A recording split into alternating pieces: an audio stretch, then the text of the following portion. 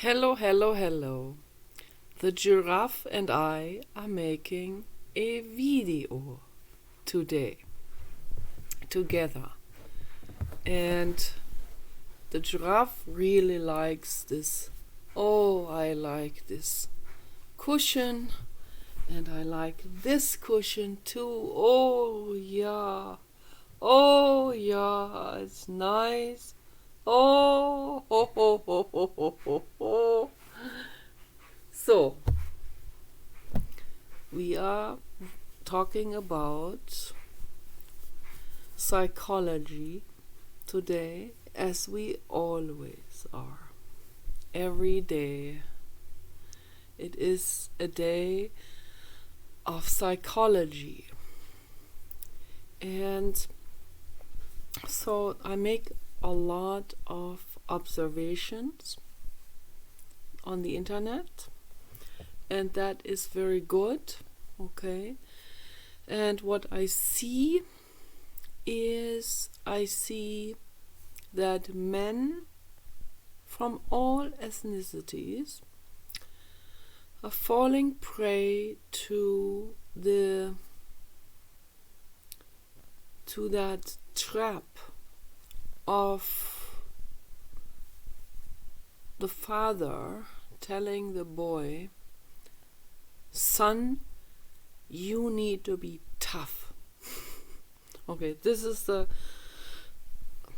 a common theme, okay, throughout all boys and men, and they carry it on to the next generations, and it goes on and on and on and on. It's the son, you need to be tough, you can't cry, you can't have emotions, because then you're gonna be labeled gay. That happens throughout all ethnicities.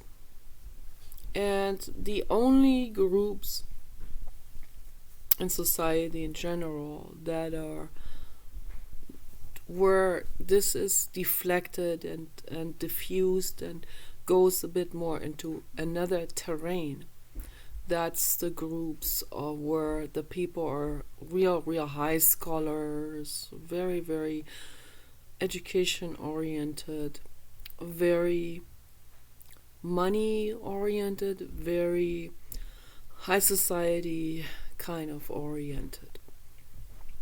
And so that is the group of people that is my own family background. And my brother and I were both trained in this way, very, very massively, covertly, and also overtly, and in every way, like incognito ways, and in very obvious ways, and in very subconscious ways. It was drilled into us, you better be Leonardo da Vinci, Van Gogh, or let's see who else, or Friedrich Nietzsche, or Johann Wolfgang von Goethe, or and yes, and it's true, they're very, very male figure oriented, and I was compared, and I also as a girl I better match up to Van Gogh and Leonardo da Vinci, or things are not gonna go in the right direction, for my dad. So my dad did it to both of us, and because he saw the artist in me, from all of us, my dad having an eye for art, of course, genuinely an eye for art. So, and seeing the artist in me from an early age on, he thought, okay, this is promising. Okay, she's gonna be the next Van Gogh.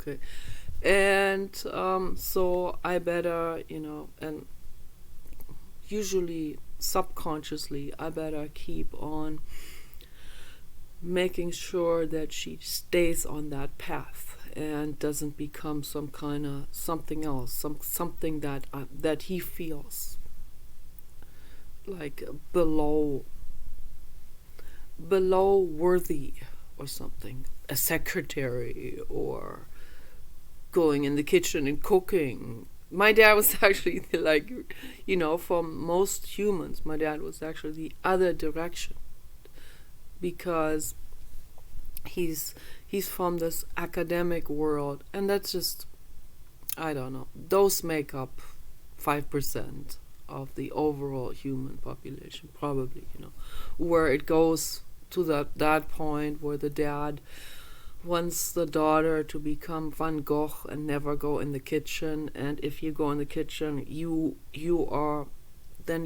become mundane, and you've already lost respect, and you are no longer. And you can see how this has indeed shaped my life and my way of thinking.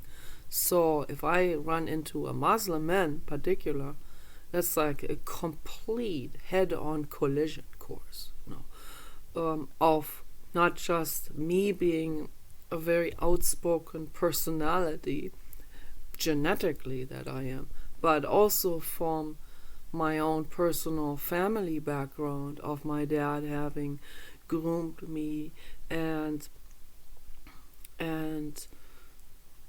psychologically shaped me into this me artist, me not going in the kitchen, me not cooking. That's below something like this.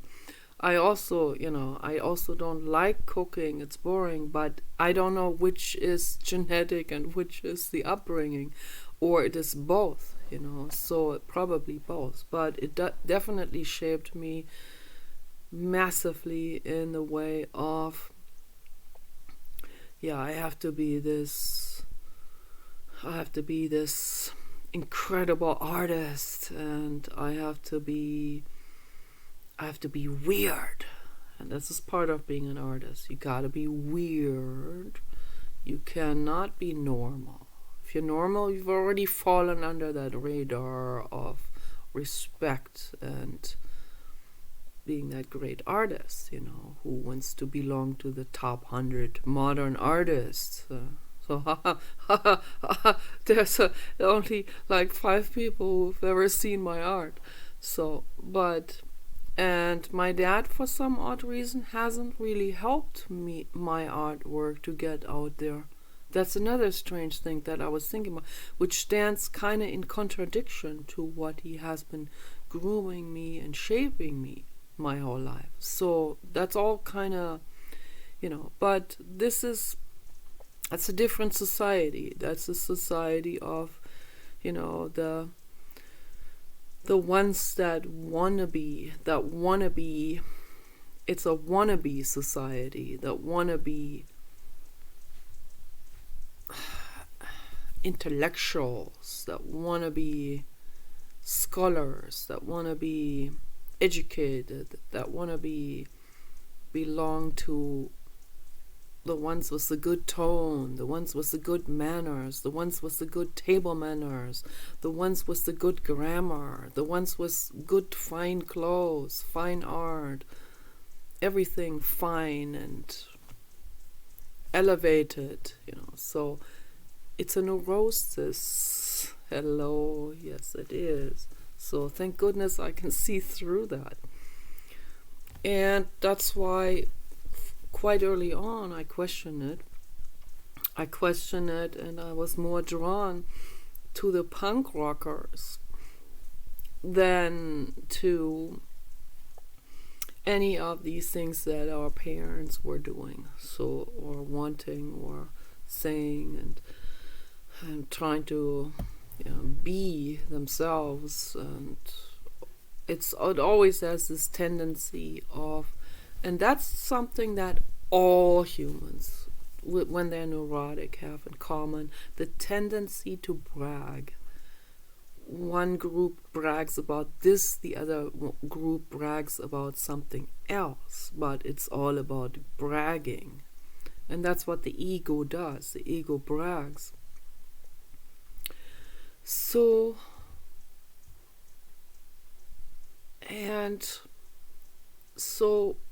with women in general, what I see, I'm trying to get a better idea on the overall global society of humans. What happens with women is that they are usually, I mean, the absolute vast majority, 95% of women from any kind of ethnic background or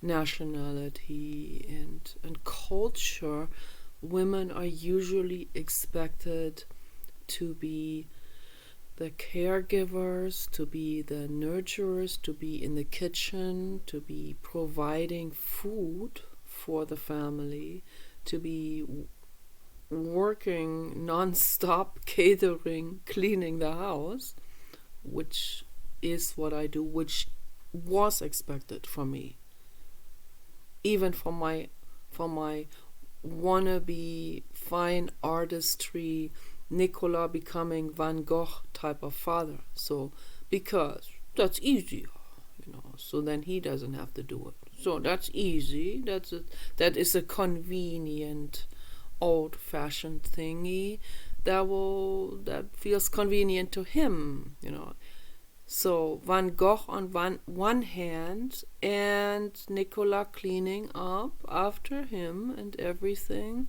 on the other hand. With other words, wanting the cake and eat it too, So because it's convenient. Oh yeah, that's expected of women. Oh, that's convenient. Then Nikki, go ahead and clean up the dishes, and help my mother and the housekeeper sometimes there too. That helped. But it was me. I was expected to help with the dishes. This has never sat very well with me. This has always felt very, very, very uncomfortable. It made me mad, and it ruined a Christmas for me or a birthday, and I saw a total injustice in this because my brother was not expected to do it. And then at the same time, they pride themselves of being progressive and being kind of like futuristic and stuff like this. No. You want the cake and eat it too. It doesn't work. It's a contradiction.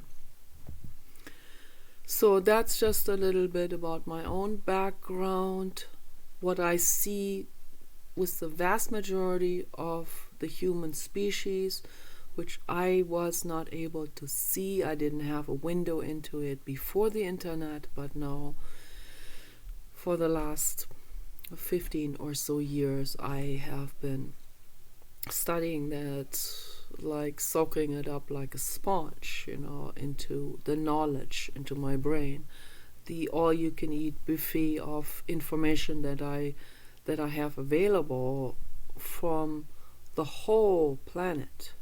I mean, I have been to Kenya, I've been to Italy, Spain, southern Germany, Austria, Switzerland, France, Denmark, United States, of course. I have been to a lot of different places. I have not been to India, I have not been to the Middle East. I have seen, like I said in one of my videos before, I have seen third world poverty in Kenya while we were driving through, and it bothered me very much. I thought that is absolutely horrific.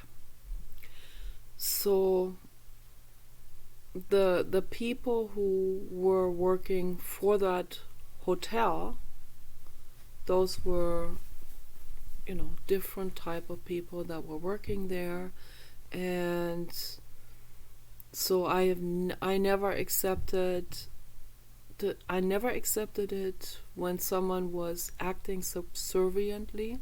I always said to them, I don't want you to carry my suitcase or whatever.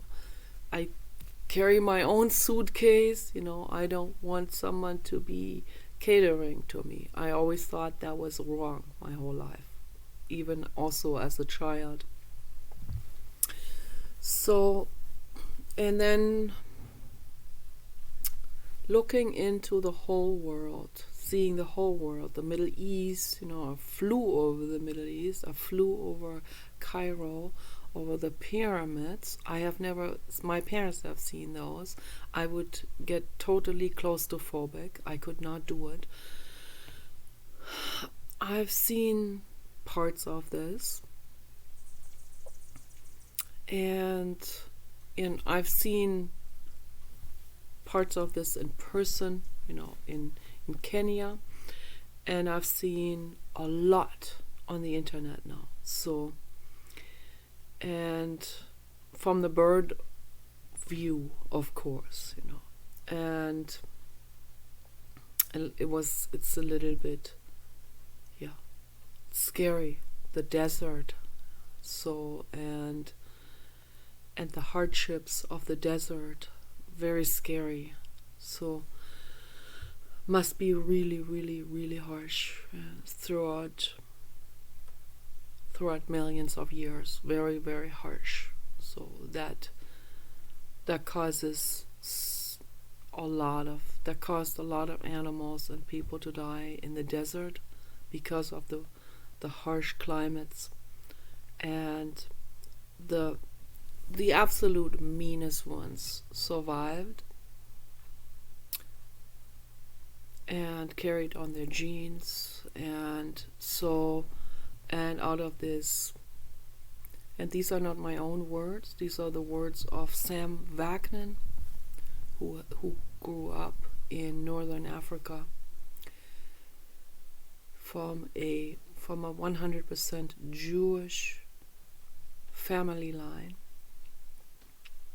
And he saw it his entire life, and he said all of those Middle Eastern and African countries, those are nations of psychopaths. Okay.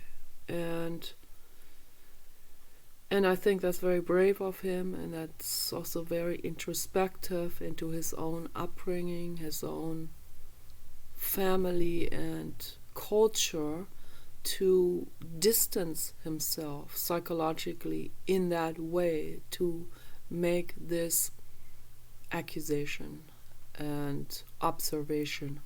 And I think that's very, very, very refreshing to see when someone is able to do this, when someone is not identifying himself to the core with something just because that happens to be their culture and upbringing. Thus they have to make it look good to the world, thus because they identify themselves with it, and it's part of their history, it is part of who they are, of who they identify with. Whether that's psychopathic or not, they'll have to deny that fact, and that's the case with most people. So it's very rare when someone says, hey, I see the issues in my family, in my culture that I grew up in, and I think this is a very important thing to do, as Dr. Jamaica is a psychologist. I just watched the conversation with her and Kyle and Dr. Ramani. The three were talking about this, and I think that's very good, and they were not just looking at it from the typical left leaning, the unempowerment point of view, but they were looking at also at more they were looking at more aspects than just this oppressive history type of aspect. And it's not just the oppressive history point of aspect at all. That has almost faded completely away. What's left over is parents telling their children, and particularly the boys, as Dr. Jamaica was pointing out. They're telling their boys in the black communities that you need to be really, really tough, as all of them, the white communities do too, but they tell their boys, we are oppressed and you need to be extra tough, and you cannot show any emotions, because then they will get you. It's kind of like reading fairy tales to children and threatening them about the devil. It has the same effect. Okay, very, very dangerous, and terrible things come out of it. We see it right now. So Black Lives Matter, Antifa, these people being recruited, working for the Muslim agenda, doing the dirty work for the Muslim agenda, and the Muslim agenda ruthlessly using these people's emotions and these old harbored feelings about this feeling of being stepped on by the white man, it's a story that just keeps being perpetuated, which is not actually true anymore. They are not being stepped on. They get 10 times more tax money than everyone else. This is a fact. Okay, they get catered to. They have massive affirmative action, which is total injustice. It's racism.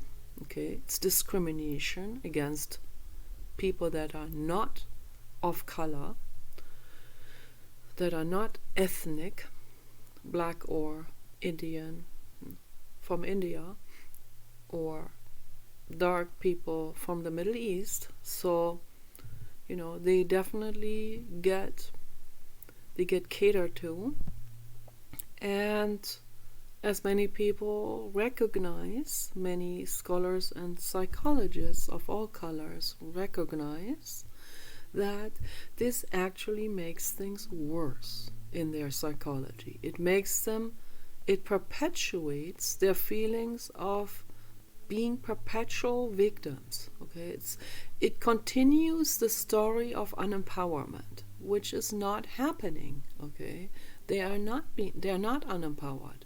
They're catered to, but they're actually being unempowered by the affirmative action. See, it's exactly reversed, from what most of those people are thinking. They're thinking they're being discriminated against just because of their skin color, because of their ethnicity.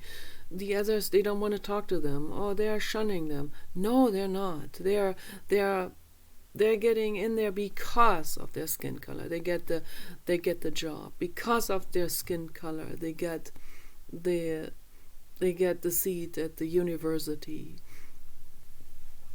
They get more money.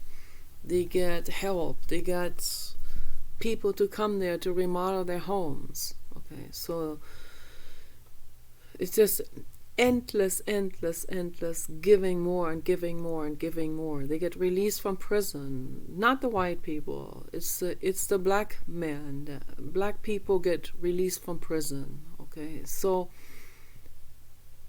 this goes on endlessly. They get bailed out. If they burn a forest down, Beyonce will come in and give them millions of dollars to bail these people back out, to help these people. They're feeding Antifa with money and weapons supply. And this is the reality of things. We need to look at the reality. If we want to fix things, we have to be willing to look at the reality of it. Okay? And I'm not generalizing anything.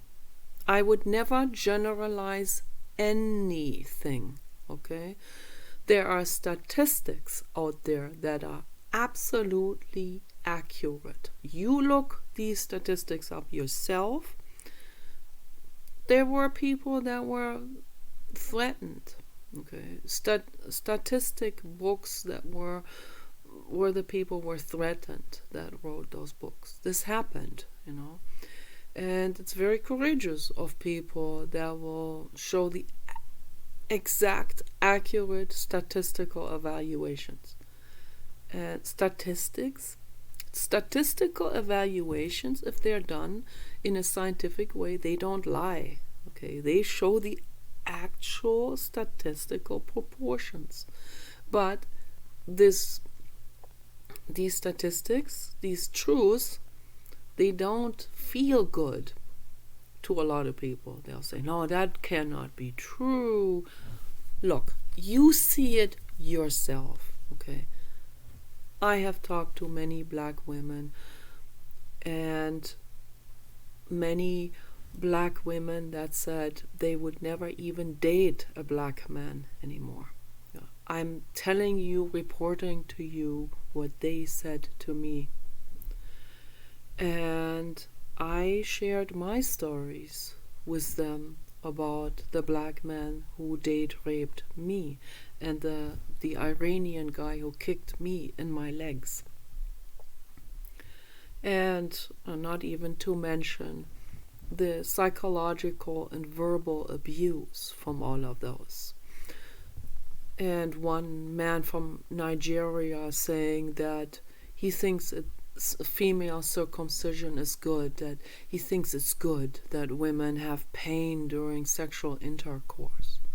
I don't even know what to say to this. I just say, out that door, and right now, okay, right now, out that door, grab your jacket and your bag and out that door. You are gonna be ousted in my life if you think violence is justified, okay? And that applies to all ethnicities. I don't care, okay? And I also love everyone from all ethnicities if you are nice, okay? It's not about, this one guy, sweetheart guy. He says, let's pretend I'm white. Why? It's not about being white, okay? It's about you being nice to me. Is this so incredibly difficult to understand? I don't know what it takes for those people to work. How do I reach you with that message? It's not about you being black. I find that hard. Yes, I find it hard because that's genetic, okay? That's biology. White women find black men hot and vice versa, okay? That's biology.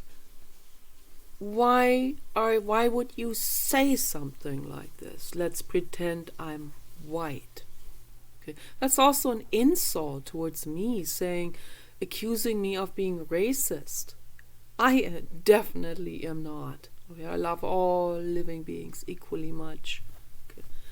I have a problem with people being violent. It doesn't matter what their skin color is. It doesn't matter what their belief system or upbringing or culture is, If they are violent and if their culture is violent, then I will criticize that. I will say something. I don't say, oh, that's their culture. We need to not be bigoted. We need to... No. Excuse me, there are cultures in Africa where they think female circumcision is cool. It's their culture. Excuse me, that is extreme violence. Okay, and not to mention all the other horrible things they do to their children in the name of culture, in the name of their religions, and so on. In the name of adulthood initiation. Okay, in certain tribes. I studied anthropology, so it is a nightmare what's happening in the world with all kinds of cultures around the whole globe. And then they say, don't be a bigot, this is our culture. Excuse me, now you can call me a bigot or whatever you want to call me. It doesn't matter. It really doesn't matter. If you practiced violence or violent cultures or violent religions, I will criticize it. You bet I will criticize that. Okay? I do not accept violence. It doesn't matter what the excuses are for it, whether your excuse is a culture, a religion. We have done this for thousands of years. Clubbing baby seals in Newfoundland. Excuse me, this is extreme violence, okay? And it doesn't matter whether they are indigenous people or whether they're commercial. It doesn't matter who that is. Okay, I harshly criticize this. I say this must end. Okay, this is extreme violence. We cannot accept extreme violence in this world. Or whether someone joins Black Lives Matter and gets paid for doing violent acts. I know these people are getting paid by the Muslim agenda for this. I know they're getting tons of money from celebrities that are identified with them because they think they are our brothers and sisters. So they pay them tons of money to go ahead and burn down white communities. This is not okay. This is extreme genocide what's happening. Okay. They want to turn it around. They want to become the oppressors. Okay. That's not helping to make the world a better place. That's just repeating history. Okay. That's not helping. That's not healing anything. That causes more war and more violence, more disconnect, more dualism. Okay? I hope this makes a lot of sense. And all of these things, they come from childhood conditioning and trauma. Continued violent childhood conditioning is a massive trauma. Okay? And we must heal this. We need to heal this. People need to heal from this identification just because it's their religion, their culture, that's what their grandparents have drilled into them, that's how they lived, that's how they ate, and so then they have to perpetuate those patterns because they identify themselves with their ego, with this kind of thing. That's my homie, those are my brothers and sisters, so that's my identity. No, it's not your identity, okay? You stand completely on your own with you, who you are, whether you are a giraffe or you are Nicola or you are brown or white or whatever, or Asian or Native American, okay? You are a living being. You are not your peer group or your family or your hideous culture. That's not who you are. You are you. You are an innocent child that is still inside of you. Okay? You are not that what they tried to shape you into. A violent person out of some kind of egoic fear that perpetuates itself, a never-ending story of unempowerment, of being victimized. You are not victimized. Stand up tall and be you. Start to make artwork, okay? And be you. you, who you are, okay? Whatever your names are, okay? Anthony, you know, I've met so many different kids out there. Chris and Tyrone, I've met all of those. I lived in Inglewood for a while. I fed the kids their fruit salads. Some of them I spoon-fed them with fruit salad. They probably never eaten fruit their entire lives.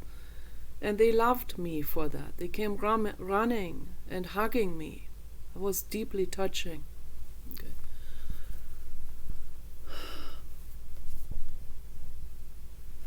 I love all of you out there, all of you. Okay? You are not your culture. You don't have to identify yourself with those type of ways. You don't have to think being kind is trying to be white. I've seen it all. You know what I'm talking about. You know exactly what I'm talking about. That's how you talk. Okay, I see you on the internet talk like this, accusing. There was a black actress, and she was in an interview, very sweet girl and very humble. And there were promptly people under that video saying, she's trying to be white. That's a white thing, to be humble, to be nice. Virtue signaling. That's a white thing. Environmentalism. No, that's a white thing. No, it is not a white thing. It is a decent thing to do. And it doesn't matter what skin color you are. You don't have to identify yourself with being like the other people are drilling it into you, being this super tough, show no emotions, be a bully, be macho, be violent dictator, self-aggrandized, putting yourself, bragging, bullying, beating other. No, that you're not identified with that. Okay, you should look at that critically. You should criticize that. You should see it for what it is. It's highly neurotic. Okay, it's unethical. It makes the world worse. Okay, it's the wrong message for the world, for the children of the future. For the children of today that are growing up to become adults. Do you want this to perpetuate? Do you want them to become psychopaths too? Do you want people in the end to destroy everything? The forests, the animals, everything? Just to keep your image going? That you, something very neurotic that has been drilled into you that you identify yourself with? Let's look at it. Let's look at it from all angles, not just from one. Okay. Kindness is not virtue signaling. Kindness is doing the right thing. Kindness is making the world a better place. Okay? This is our world. This is your world that we live in. We want to make it better. Okay?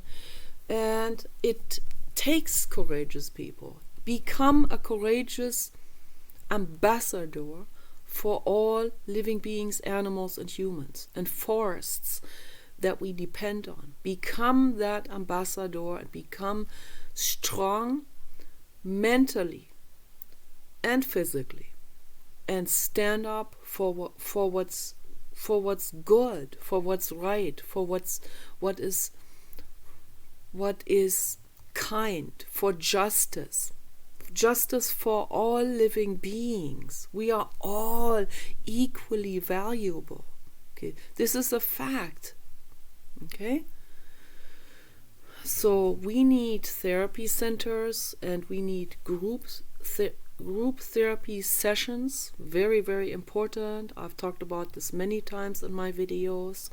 This is what we need to bring into the world. We all have to work on that. But the very first step is to start on the internet, to make a video and to stand up for justice and not cave in to some kind of peer pressure again that forces you into complying with a violent fad. Okay? Don't do it. Stand up for justice, for love and compassion.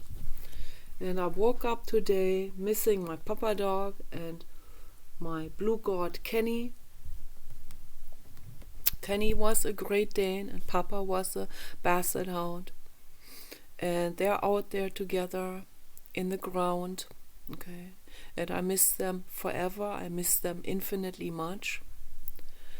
And I looked into the sky the whole morning today. There were amazing clouds in the sky. And I'll show you in a second. I'm still making a video. And I was writing down a poem that I started to think about when I woke up. Lots of things go through my head when I wake up. And while I was writing this poem down here on this couch, the sun was shining in and heating up my right side of my body, which felt really good. And there was suddenly a cloud that looked like Kenny's paw reaching out to me like this. And the thumb was becoming a heart. And then I saw one heart after another forming in the sky. Messages from the blue god. Nicola, you're on the right path. I also see the 3-digit numbers all over the place. Every day I see them. The 3-digit numbers, the number 222, 555, 444, 333. The angels are there. You are in attunement, and you are on the right path.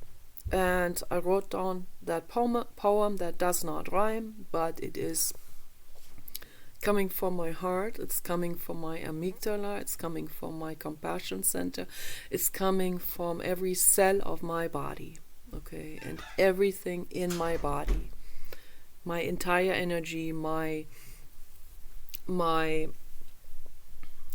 soma, my body, and my astral body as well. So I want to read that to you.